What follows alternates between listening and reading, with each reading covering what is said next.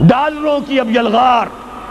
اب یہاں پر امریکی سرمایہ اور ڈالر چاہے مشرق سے آئے چاہے مغرب سے آئے وہ یہودیوں کا اعلی کار ہے.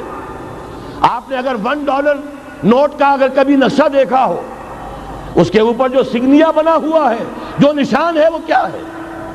پیرامڈ، احرام مصر. یہ کن کے لیے اہمیت رکھتے ہیں؟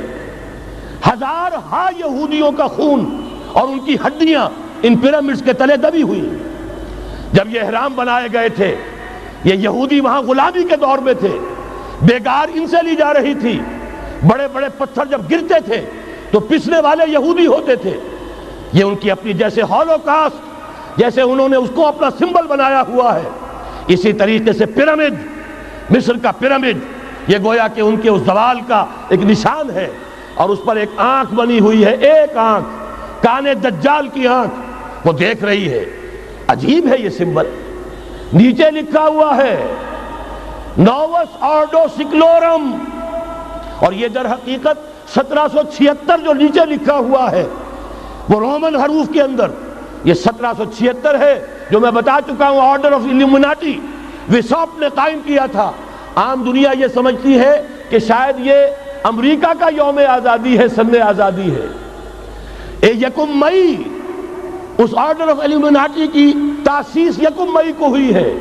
یہ 1 مئی جو منایا جاتا ہے، دھوکہ یہ دیا گیا ہے کہ یہ شکاگو کے جو مزدور ہیں ان کی یادگار ہے. حقیقت میں یہ 1 مئی اور 1776 آرڈر آف دی الومناٹی کی تاسیس کی تاریخ ہے. ڈالر میرے اس دیش کو ناپاک نہ کرنا. اور میں تو انہیں داد دیتا ہوں، جو کچھ انہوں نے، شاعر کہتے ہیں اس کو جو صاحب شعور ہے، اس صاحب شعور نے جو مشاہدہ کیا ہے کہ ڈالر آئے گا تو کیا آئے گا ہمارے ہاں. میری تو فکر کے اندر رچ بس گیا ہے.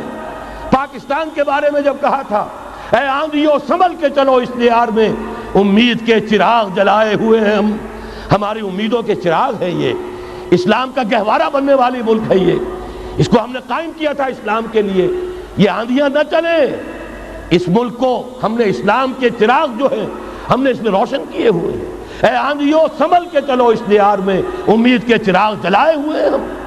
بہرحال یہ تیسرا سیلاب ہے، ننگی سرمایہ داری، جس کی پھر لعنتیں ہوتی ہیں. ایک طرف فقر، ایک طرف احتیاج، ایک طرف بھوک، ایک طرف دولت کے انبار. پہلے بھی ہمارے ہاں فرق کم نہیں ہے، لیکن اب جو ہوگا، اگر یہ بات پوری ہو گئی تو وہ ننگی سرمایہ داری. اور سرمایہ داری ہی در حقیقت یہود کا سب سے بڑا ہتھ کنڈا ہے. یہ بینکنگ کا نظام، یہ سارا کا سارا سودی نظام، یہ IMF، یہ ورلڈ بینک، یہی تو ان کے سب سے بڑے ادارے ہیں.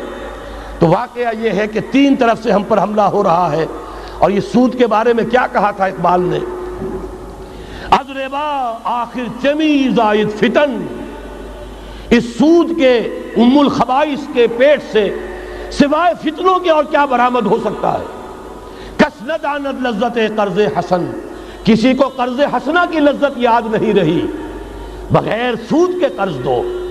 تمہارے پاس فاضل رکھا ہوا ہے، کسی بھائی کو دو کہ وہ اپنی معاشی گاڑی کا پہیہ چلا لے، پھر اصل واپس لے لینا. اگر اتنی ہمت نہیں ہے کہ ان تصدقوا فهو خیر لکم، صدقہ ہی کر دو تو سب سے اچھا ہے. دے ہی ڈالو اپنا فاضل سرمایہ. یسألونک ماذا ينفقون قل العفو. مت رکھو اپنے پاس، یہ گندگی ہے. لیکن اگر بڑے ہی کم ہمت ہو تو کم سے کم قرض حسنہ دو، اپنی اصل رقم واپس لینا. کس ندانت قرضت لذت قرض حسن. از ربا جاں تیرا دل چوں خشت و سنگ. اس لیے کہ سود کے ذریعے سے انسان کے اندر تاریکی پھیل جاتی ہے. دل جو ہے اینٹ کے مانند، پتھر کے مانند سخت ہو جاتا ہے، کٹھور. ثم قست قلوبکم فہی کالحجارۃ او اشد قسوہ. آدمی درندہ بے دندان و چنگ، اور انسان بغیر اس کے کہ بھیڑیوں والے دانت ہوں اور بھیڑیوں والے پنجے ہوں، بھیڑیا بن جاتا ہے. بہرحال اب کرنے کا کام کیا ہے اس کو سمجھیے. اس پوری صورتحال کا میں نے آپ کے سامنے نقشہ پیش کر دیا. ایک طرف مغرب سے نیو ورلڈ آرڈر، جو جیو ورلڈ آرڈر ہے، اس وقت کی سپریم پاور آن ارتھ، امریکہ کی سرپرستی میں بڑی تیزی کے ساتھ حملہ آور ہے. دوسری طرف وَمَكَرُوا وَمَكَرَ اللَّهُ وَاللَّهُ خَيْرُ الْمَاكِرِينَ۔ اللہ کو پامردی مومن پہ بھروسہ، ابلیس کو یورپ کی مشینوں کا سہارا۔